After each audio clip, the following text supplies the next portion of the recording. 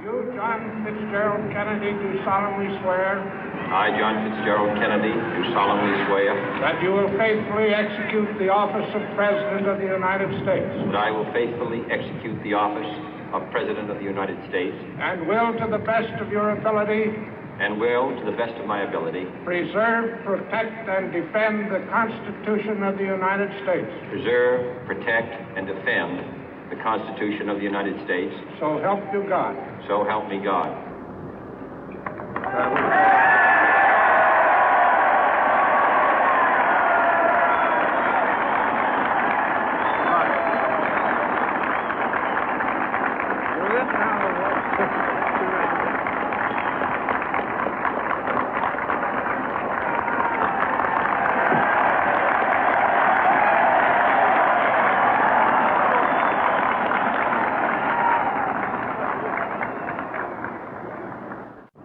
Vice President Johnson, Mr. Speaker, Mr. Chief Justice, President Eisenhower, Vice President Nixon, President Truman, Reverend clergy, fellow citizens.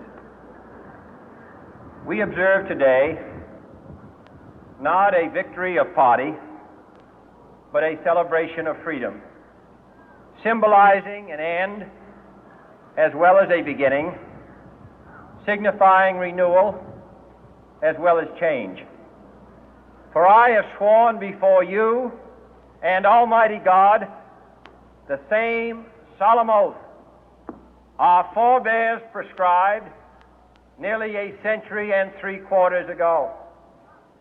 The world is very different now, for man holds in his mortal hands the power to abolish all forms of human poverty and all forms of human life. And yet the same revolutionary beliefs for which our forebears fought are still at issue around the globe. The belief that the rights of man come not from the generosity of the state, but from the hand of God. We dare not forget today that we are the heirs of that first revolution.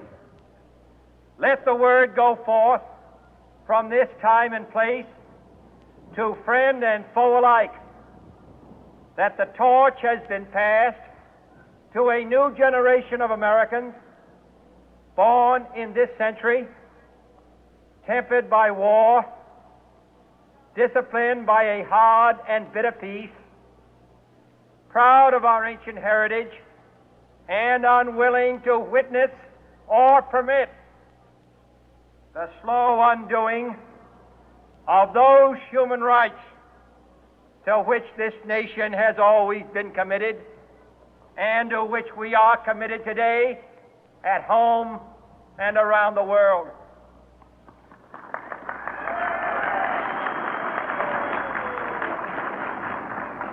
Let every nation know, whether it wishes us well or ill, that we shall pay any price, bear any burden, meet any hardship, support any friend, oppose any foe to assure the survival and the success of liberty.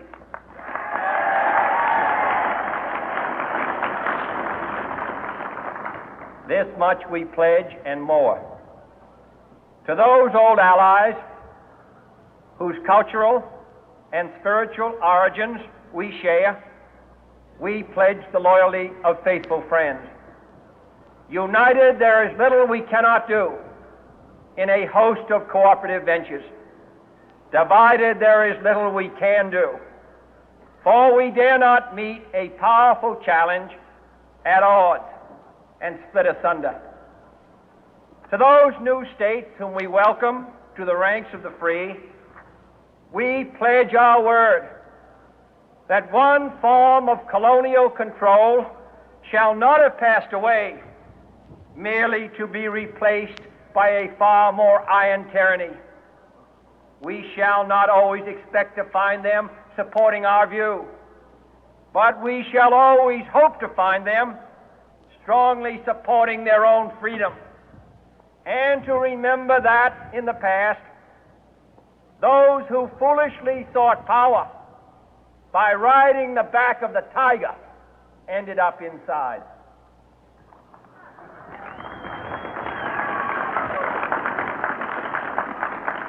To those people in the huts and villages of half the globe struggling to break the bonds of mass misery, we pledge our best efforts to help them help themselves for whatever period is required, not because the communists may be doing it, not because we seek their votes, but because it is right. If a free society cannot help the many who are poor, it cannot save the few who are rich.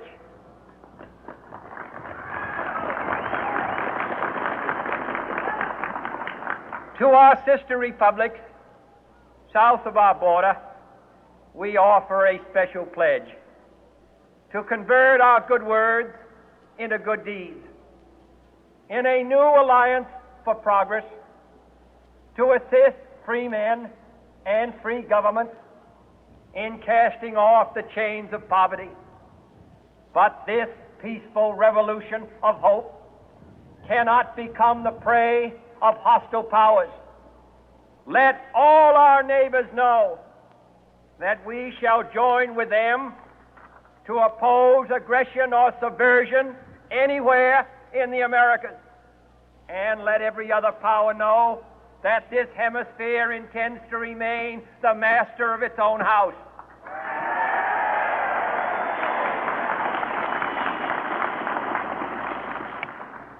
To that World Assembly of Sovereign States, the United Nations, our last best hope, in an age where the instruments of war have far outpaced the instruments of peace, we renew our pledge of support to prevent it from becoming merely a forum for invective, to strengthen its shield of the new and the weak, and to enlarge the area in which its writ may run.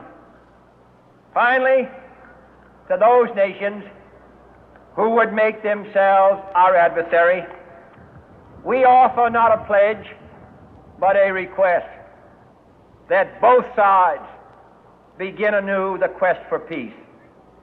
Before the dark powers of destruction, unleashed by science, engulf all humanity in planned or accidental self-destruction, we dare not tempt them with weakness, for only when our arms are sufficient beyond doubt can we be certain beyond doubt that they will never be employed.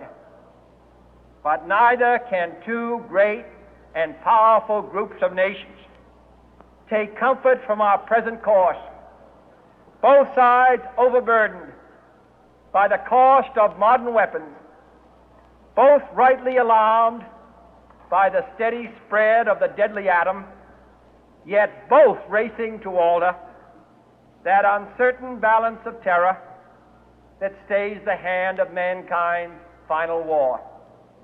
So let us begin anew, remembering on both sides that civility is not a sign of weakness, and sincerity is always subject to proof. Let us never negotiate out of fear, but let us never fear to negotiate.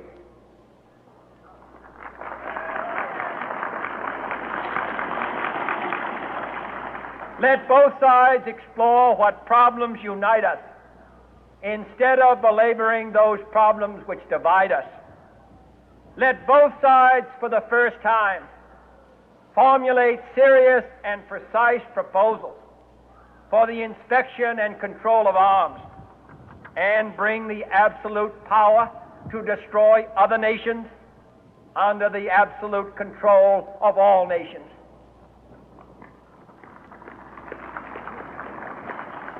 Let both sides seek to invoke the wonders of science instead of its terrors. Together, let us explore the stars, conquer the deserts, eradicate disease, tap the ocean depth, and encourage the arts and commerce. Let both sides unite to heed in all corners of the earth the command of Isaiah to undo the heavy burden and let the oppressed go free.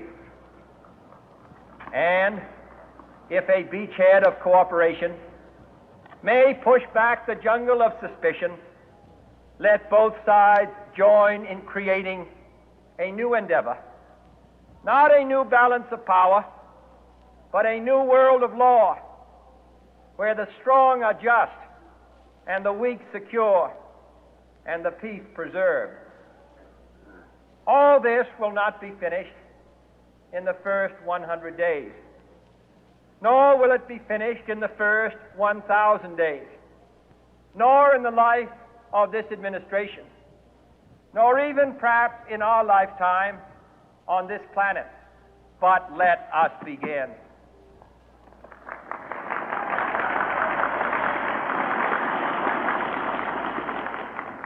In your hands, my fellow citizens, more than mine, will rest the final success or failure of our course. Since this country was founded, each generation of Americans has been summoned to give testimony to its national loyalty. The graves of young Americans who answered the call to service surround the globe. Now the trumpet summons us again, not as a call to bear arms, though arms we need, not as a call to battle, though in battle we are, but a call to bear the burden of a long twilight struggle, year in and year out, rejoicing in hope, patient in tribulation, a struggle against the common enemies of man, tyranny, poverty, disease, and war itself. Can we forge against these enemies a grand and global alliance, north and south, east and west, that can assure a more fruitful life for all mankind? Will you join in that historic effort?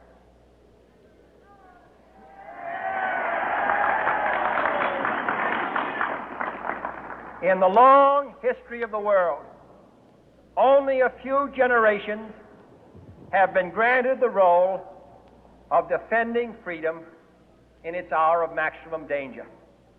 I do not shrink from this responsibility. I welcome it.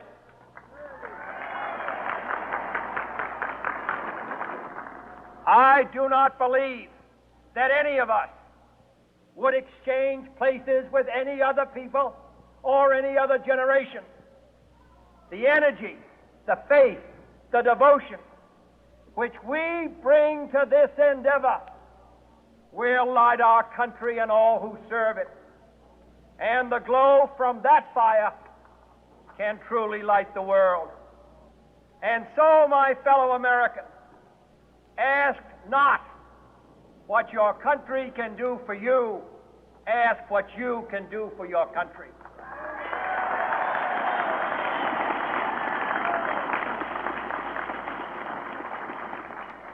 My fellow citizens of the world, ask not what America will do for you, but what together we can do for the freedom of man.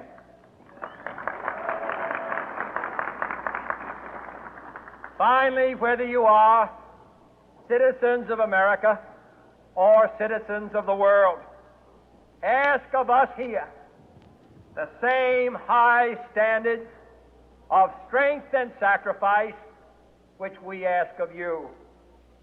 With a good conscience, our only sure reward, with history the final judge of our deeds, let us go forth to lead the land we love, asking His blessing and His help, but knowing that here on earth, God's work must truly be our own.